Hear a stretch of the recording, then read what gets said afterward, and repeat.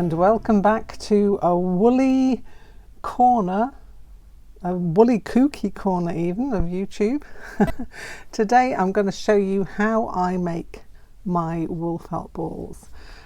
These are some that I've made previously, and there are a few different techniques that you can use in order to make them. I'm just going to go you through my process. One of the ways that you could do these is to completely wet felt them. The other way you could do is to completely needle felt them. So that's two ways that you can actually do. But my method, the one that I found works best for me, is to do a mixture of both.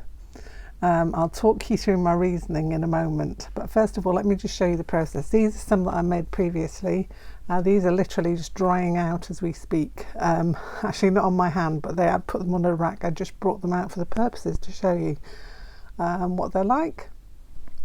So I'm going to pop those on one side for a minute because they're going to continue to dry, and just show you some that I have pre-made. Now these guys are all just needle felted up, waiting to be wet felted, because the way I do it is I will needle felt the fibres up into the ball shape, and then I will wet felt them in order to finish them off and get them nice and hard, because you can see these are quite squishy, quite fluffy.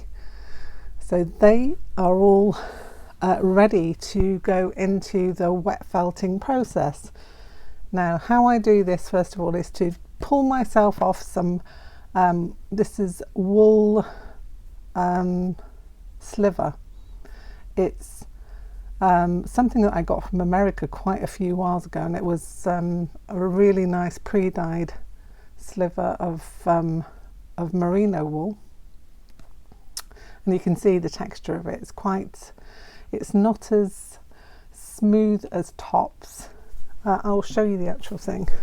Basically this is it. This is how it came to me in a big bag, and I've just pulled a piece off in order to make my wool balls. Now this piece here will probably make 3 balls in total. So what I will do is I will separate this out into 3 piles. You can separate it down the middle once you've pulled it off. That one looks like it could do with a bit more. If you want all of your balls to be the same size, I'll rephrase that. If you want all of your felt balls to be the same size, then you could easily get a weighing scales and weigh out your wool. But I am not too worried about various differentiations in the size of my wool balls, so I kind of eyeball it, see if I've got just about the one. You can actually feel when you've separated it out, and I think I've probably got the same amount there or near or as near enough. I can't speak today, people, again. But yes, as near as heck, they are all the same thickness. So I'm going to go with those, and I'm going to show you my process of how I prepare my wool felt ball. So first of all, I've got my separated piece now, and what I'm going to do is I'm going to tightly roll the bottom half of it, and as I go along what I'm going to do is I am going to just needle felt it to hold it together into its ball shape. So going around, I just keep rolling a little bit more in, just felting it down. You don't have to go too heavy with the needle felting. It's just a case of holding the shape together, and that's all we're kind of intending to do. I quite like this variegated roving because it is really nice, and I never know how it's going to turn out. It's one of those unexpected ends. I have separated out all these different ones, you can see, and depending on which way you start to roll it is what kind of colours you end up with mixing on top. It's quite nice. You can obviously do this with a one colour in order to get all your wool felt balls to be the same if you were doing it for a specific project. Forgot to tell you, so I'm using my Clover felting brush for the bottom bit, and I have got just a felting needle, any one that I had hanging around in my little spider. I just grabbed this one because this one seems to work really well with just grabbing the fibres and holding them together. And this, if you've got a few of these to make, this is something that you could do of an evening. You could easily put this on a tray on your lap and just make a few of these up whilst watching one of your favourite programmes or listening to some music. That's what I've been doing this afternoon. I've been binging my way through a whole load of Northern Soul as I made my selection of felt balls up.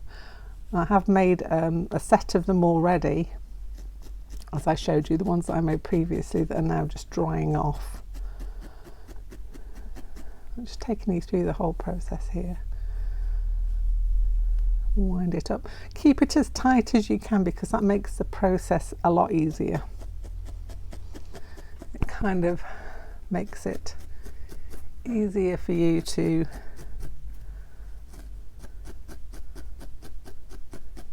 keep the shape of them as well. Kind of getting to the end of this bit now. And as you can see, that's not taken too long in order to get to here, and it's something that you could mindlessly do, as long as you're not doing it too mindlessly and end up jabbing your hand. But it's something that you can do. You could separate out all your fibres and just needle felt them into a shape and then have them all ready for wet felting. And the process I've got together, I've been really happy with the results of this as well. And obviously it will work differently with different kinds of wool slivers. If you want to try it with tops, do try it with what, you know, just experiment and see how it works with what you have on hand. I find the slivers work better than the bats because the bats are more, I don't know, the fibres are just a bit too short maybe. I don't know, maybe I'll have to try a bit more. I have only tried it properly with the slivers, so maybe I'll experiment and let you know how I get along with that. And here we go. Once you've got it to some kind of a ball, then just roll it between your hands. It just kind of emphasises that ball shape, and it keeps you on track, you know, just getting your needle felting together. I kind of felt it until it's holding into a ball shape without looking like it's going to come apart at any point.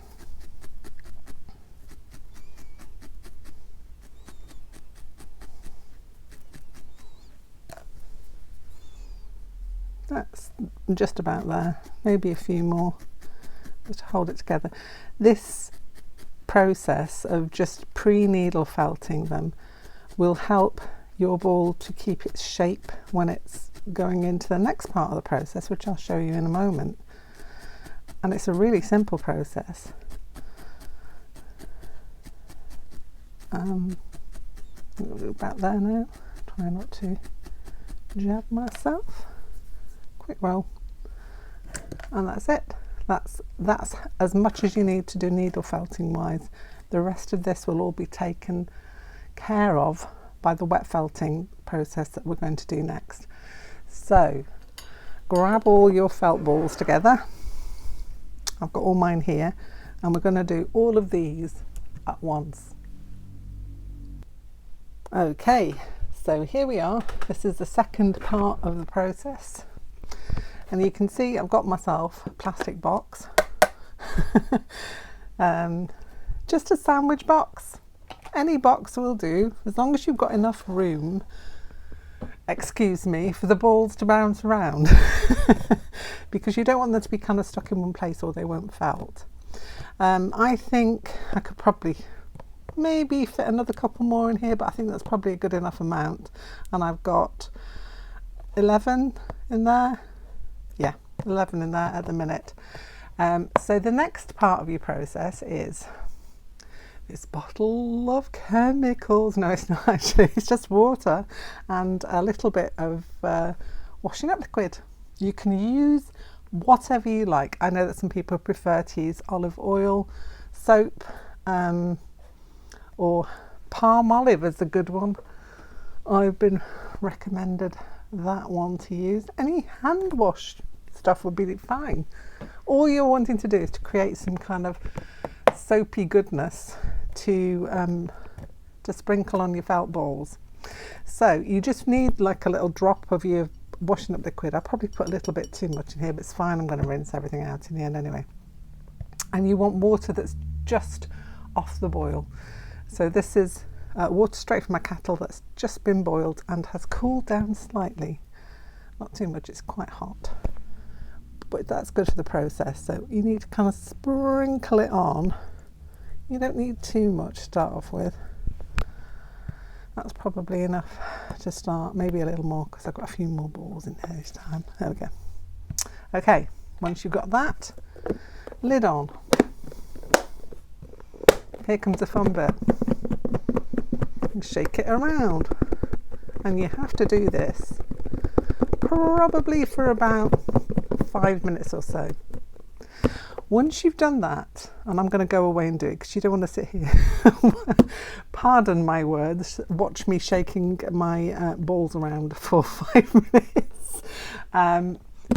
So what I'm going to do is I'm going to do that off camera and come back. But what I do is I'll shake it around for a bit, just shake them up and down, make sure that they're bouncing from top to bottom, side to side. Just give them a really, really good shake. For about 5 minutes. Put on your favourite song, dance to it, shake them around. That's what I'm going to do.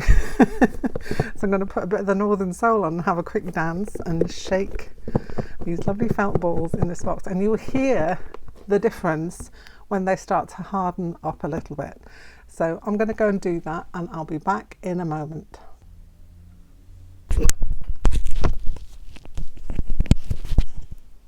Okay, my balls have just about got there. So what I'm going to do is I'm going to take them out, give them a little roll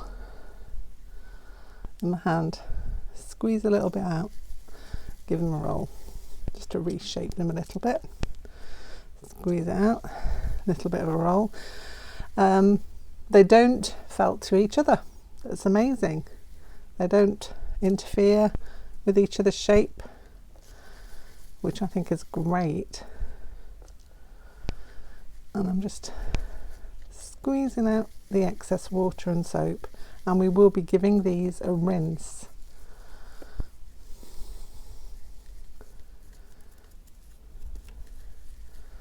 As well at some point. You might want to get a bigger tray to put them in. My tray, as you can see here, this little yellow tray, has got some bubble wrap in the bottom, and this will help again with the felting process for the next part. You can see it doesn't take long to get yourself a set of beautifully felted balls using this process. I probably did put a little bit too much of my washing liquid in there. It's all good. It's all going to come out when I do it to rinse at the end. So squeezing out the excess, just giving it a quick roll between my hands. The colour in there is from the wool itself. I'm going to give it a quick dab around with my painting rag. Now let's keep a painting rag on hand for such things. I nearly missed one. So give it a roll around in my hands, just between my palms. And then we've got all these balls now that we are ready to felt. Well, they are already felted, but the finishing process of them is really quite easy. Now, there are two ways that you can do this. You could take the top lid of your container and just roll them around. You probably need a bit more space than I've actually got in here in order to do that. So a bigger tray would be advisable maybe. But the other way that I've done, you just literally to get in there with my hand and just roll them onto this bubble wrapped tray. And it doesn't take too long really until they start to really come together. And obviously, if you've got a wooden chopping board, that's also a really good thing to use. If some of them get slightly misshapen, just go back in and give them a quick of a round off. But yeah, if you've got a wooden chopping board, that's really good because the fibres of the wool will cling to the wood, and you can just manoeuvre them round and round on your tray on the bubble wrap. If you haven't got any bubble wrap, a bamboo mat would also work really well, or some of the anything with like plastic ridges on it. So if you've got some like drawer liner plastic or something. But most of us have got a little piece of bubble wrap hanging around. I know I have, and I keep mine sometimes for packing purposes, because I hate wasting. If something comes to me in bubble wrap, then I will keep it for these purposes. This piece of bubble wrap has done me a good service over the past few months when felt making, so it's a great thing to do. Great sound as well. Hear that? It's very squishy. And you can easily see now, if you've got some of them that are slightly out of shape, just give them a little bit of extra attention.